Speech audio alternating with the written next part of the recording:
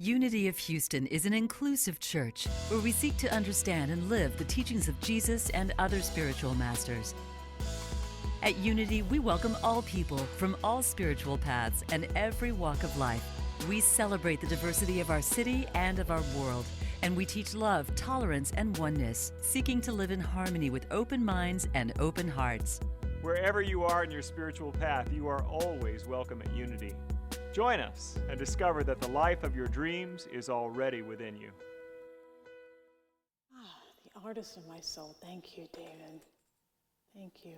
We're so blessed to have you and your gifts. Just how touching that message is this evening as we recognize how we are being shaped and molded by our spiritual experiences in this life.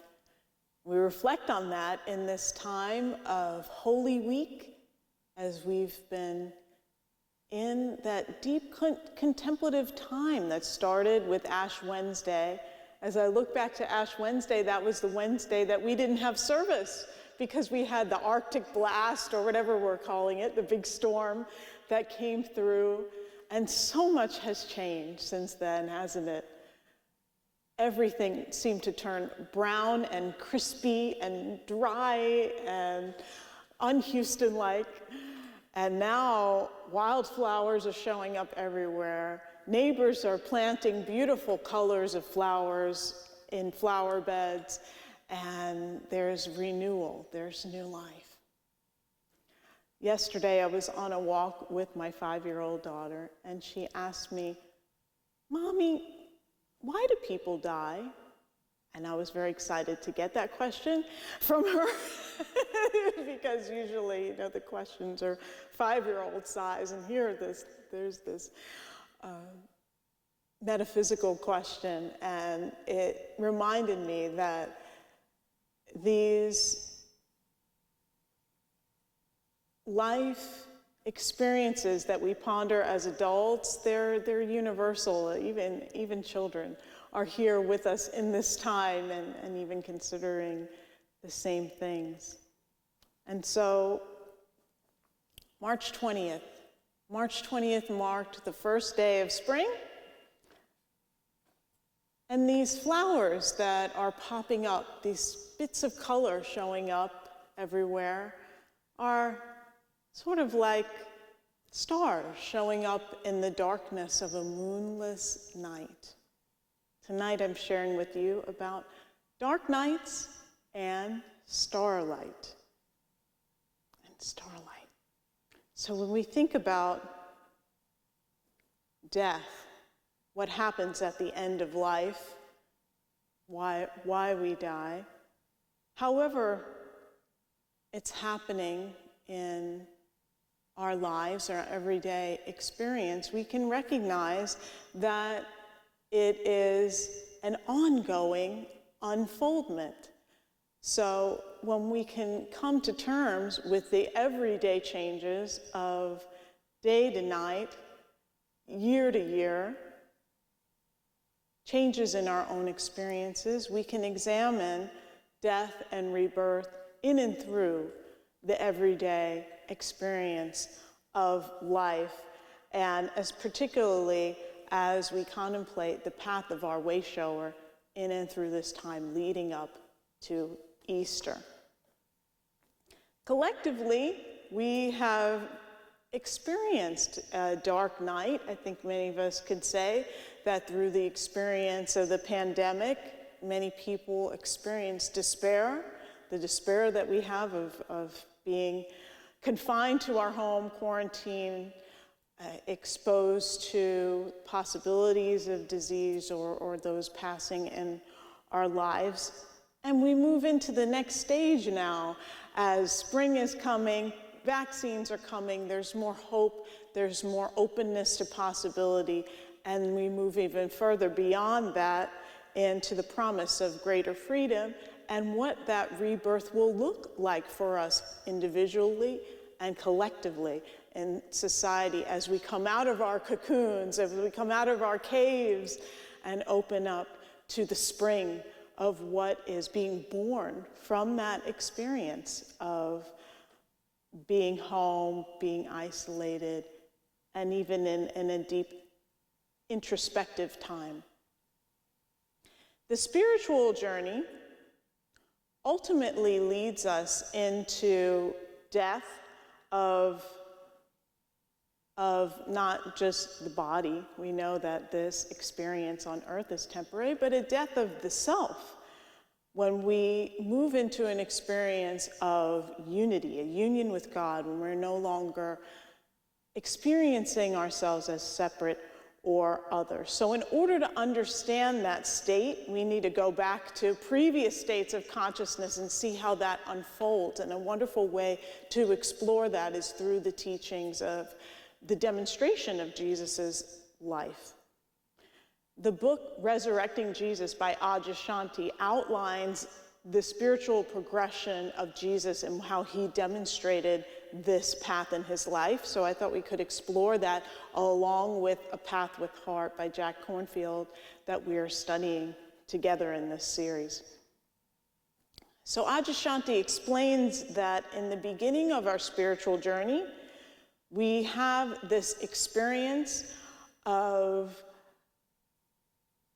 joy, love, light, a connection with all things. It's an experience where we transcend the ego.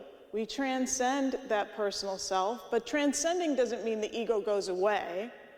It's an transcendent experience where we have a spiritual awakening. And what naturally comes out of this experience is we've gone beyond our ego, our mind, our body. We realize our true nature, our divine nature that is ourself. And when you transcend that experience, what we see in Jesus's journey is a move into a time of trials, like when he had the baptism by John, and he had this spiritually awakening experience that he heard the voice of God saying, "You are my beloved child in whom I am well pleased." And 40 days in the desert, 40 days spiritually being a number that represents as long as it takes. So while he was there 40 days in a literal way, we also understand that to mean in our own journey that this time of trial can take as long as our soul needs it to take. So just recognizing that it's in our own timing. So these are life situations that come to us that help us to learn how to embody truth, the truth that we know in these experiences. The Buddha called it the naming of the demons. He experienced it as demons coming to him, all his stuff, right? So all your stuff comes to you to say, oh, you think you're divine? Well, what about your anger issues? What about your judgment? What about your unforgiveness? What about your perfectionism? And all this arises to remind you of what it is in your consciousness that is not the truth of your being. And so you get to learn how to embody that truth, and sometimes skillfully and sometimes not, as we go into that growth process. So you're learning to live from your guidance. And as you shift into living from the ego's desires into spiritual guidance, your life may take a different path. For Jesus, the path was ministry. So as he fully embodied the truth of who he was, he went forward to serve. So recognizing that these trials for us can last years, and that as a result of moving in and through that and learning how to fully embody spirit as who we are, having the ego in service to that spirit, that we experience greater well-being, greater peace, greater trust in Source. So this opening, this spiritual awakening, marks the beginning of this death and rebirth process. We talked about in this series, in previous messages, Karen talked about Kundalini experiences, great openings that we experience, visions that we can have, energetic awakenings, expanding through the middle of knots that we have internally, healing. It can involve letting go of old identities, a calling into a whole new expression of yourself, recognizing that a path you may have taken or an identity you may have chosen is no longer in alignment with who you really are. And there's a rebirth of a new sense of self. So as we continue on the spiritual journey and on our meditation path and in the meditation practice, we can be led into this eventual experience of a total dissolution of our sense of self. And this is what has been traditionally called the dark night. The term dark night comes from the great mystic, St. John of the Cross, who wrote The Dark Night of the Soul.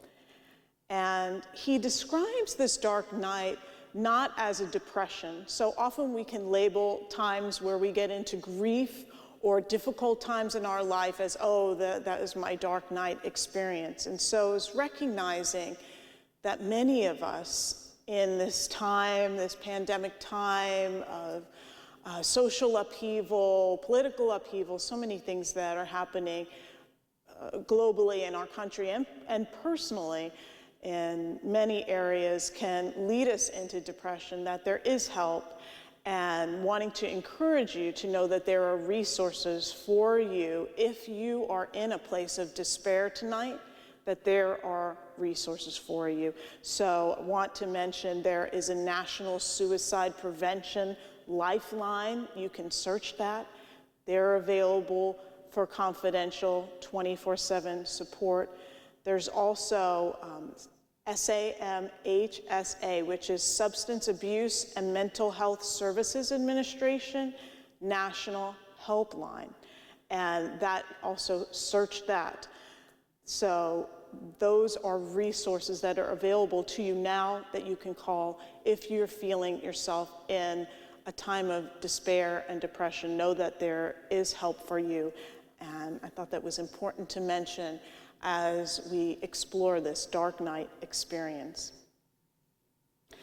So the dark night is described by St. John of the Cross as a long period of unknowing, of loss and despair. So it's this experience like you've known God, you feel the joy and ecstasy in your spiritual awakening of connection, of unity, of love, and then you find yourself with all this stuff coming up, right? These trials that we go through and not feeling God's presence. That's what the dark night is called. You feel like you're alone in the experience, even though you might know on an intellectual level, God is your source, God is everywhere present. The experience feels isolated as we shift from praying to God beyond us, who we see as helping us, to an imminent experience of God as us. There's an adjustment period, right, into coming into that fullness, that full realization of who we are. So these states arise as initial gifts for us, but we learn that it takes sustained prayer, meditation, spiritual practice and discipline, and a surrender of the experiences to sustain and live through these realms as embodying divine spirit that we truly are, and learning to do that. So we can touch into the light and then lose it, and fall back to an experience of separateness once again. And it can happen many, many times like a death and rebirth cycle. The Zen teacher Garfield von Durkheim explained the value of this process. He said, the person who, being really on the way, the capital W way, falls upon hard times in the world, will not, as a consequence, turn to that friend who offers him refuge and comfort and encourages their old self to survive. So when you're on this path and you find yourself falling on hard times, you're not going to look to the person who's going to keep you in that old egoic self that you used to be expressing as, whatever that may be, that you don't want the enabler for your addiction to be the person you go to in that time. That rather, he says, you will seek out someone who will faithfully and inexorably help him to risk himself so that he may endure the difficulty and pass courageously through it. Only to the extent that a person exposes himself over and over again to annihilation, so annihilation of that old self, that can that which is indestructible be found within them. Letting go, surrender. So finally he says, in this daring lies dignity and the spirit of true awakening. Daring to let go and let that old self be annihilated, transformed, released, so that the greater self can come forward, the true you. So as this dark night deepens, we feel as if everything is dissolving. We lose our sense of reference. We feel a great unease and a fear, even terror. And so Jack Kornfield shares that what students often ask themselves when they're going through this dark night experience is, where is there any security? Wherever I look, things are dissolving. So all the frames of references, all the usual go-tos seem to be disappearing. And there's a reliance on that divine inner awareness that is being called forward. So it's important, Jack Kornfield tells us, that when we go through these experiences, we can get stuck right here in believing that it's impossible to get through this experience. And that's when people quit. That's when people say, oh, I tried Unity, I did it for a while, and then it stopped working for me. Well, it didn't stop working for you. You just didn't complete the process. You've got to move through the dark night. It's like, well, you walk through the valley of the shadow of death. You don't set up a tent there. You keep walking through the valley. So remembering that it's not meant to be permanent, that it's a growth experience, and feeling encouraged. And one of the ways we can do that is to have a teacher who leads you, who has been through that experience, who can support you in not getting overwhelmed and quitting. So when we go very deep, and whether your practice is this Buddhist insight meditation practice that we've been discussing, whether it's therapy, whether it's the 12 steps, we have to complete the process. We don't do 3 steps and then quit, right? To get the full experience, we've got to complete the process. So in that process, we meet that which disturbs us. In the 12-step process that I have been through, the adult children of alcoholics and dysfunctional families, that you face the dysfunction and you admit that how you were raised, what traits of your parents that you have taken on, and face what disturbs you, even though you're like, oh, I wanted to be nothing like my parents. Well, you recognize what it is in you that reflects that, and how to, rather than resist it, to acknowledge it and grow through it and transform through it into your greater expression. And so when we face that which disturbs us, with the fullness of our awareness, our willingness to surrender, we arrive at a deep sense of peace, of rest, of well-being. The next step in our gospel story with Jesus, so he has been through, we see that he came through the dark night experience, and the next step of his spiritual unfoldment that we get to know about is the gospel story of transfiguration, when he reveals his full radiance, his full light to Peter, James, and John on the Mount. And so out of this deep peacefulness, we experience a new energy, a radiance. It's like we're struck by a spiritual force that opens us up. We embody the light, and we become even more greatly open-hearted. Spiritual realizations come to us in a way that they never had before, and there's an influx of this vitality. And it is through that experience that Jesus had that he became very clear of who he was, of his destiny, and of his spiritual autonomy, of the work that was his to do, and his right to do that as a spiritual authority and in his awareness.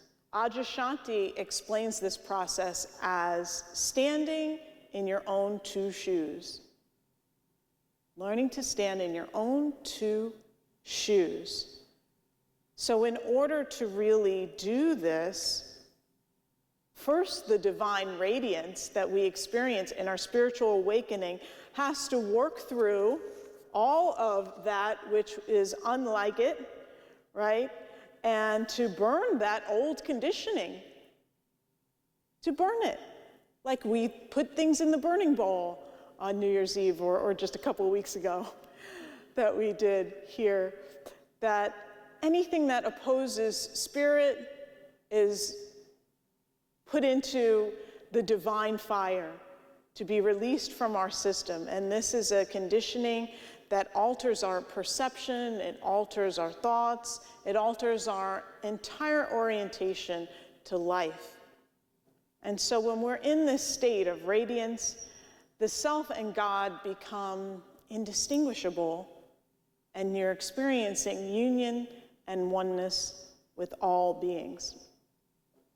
And so ultimately, as we move in through this week towards the crucifixion, we can recognize the profound final step of Jesus' life as the ultimate step that in the human incarnation that we experience in moving into our greatest unfoldment.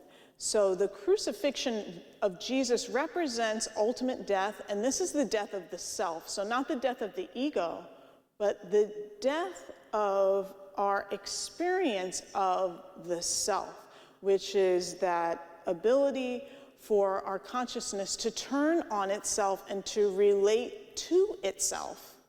We have that reflective ability. We call this self-consciousness. And so when self-consciousness falls away, what arises is a whole new life. So when Jesus said on the cross, the last words in the Gospel of Mark that he utters are, my God, why hast thou forsaken me?" Or "Why hast thou abandoned me?" some translations say. And so why would our great way shower demonstrate for us that at the end of his life, after he has fully demonstrated the healing power of God, miracles, and the full radiance of God, that at the end he felt that God had forsaken him? That just doesn't seem fair. So we want to recognize that it wasn't, God didn't go anywhere, of course, that he was in what Dr. David Hawkins calls walking through that final door. That final falling away of the self into a whole new life. The 14th century German mystic Meister Eckhart explained the experience this way. The eye through which I see God is the same eye through which God sees me. My eye and God's eye are one eye, one seeing, one knowing, one love. Doesn't that sound like it's the right and perfect motivation it does for me to continue on this path, to experience seeing through the same eye as God. So we know that there is no real death, but a return once again and again to the oneness of God. And remember that for every dark night that you experience on your spiritual path, there are always stars of light peeking through to remind you of the truth of who you are. Namaste. Thank you for watching this message today. I'd like to invite you to join us in person here on campus at Unity of Houston for Sunday morning or Wednesday evening services. If you can't be with us here on our campus, you can still join us live on Facebook or on our website, unityhouston.org, Sunday mornings at 11 a.m. Central.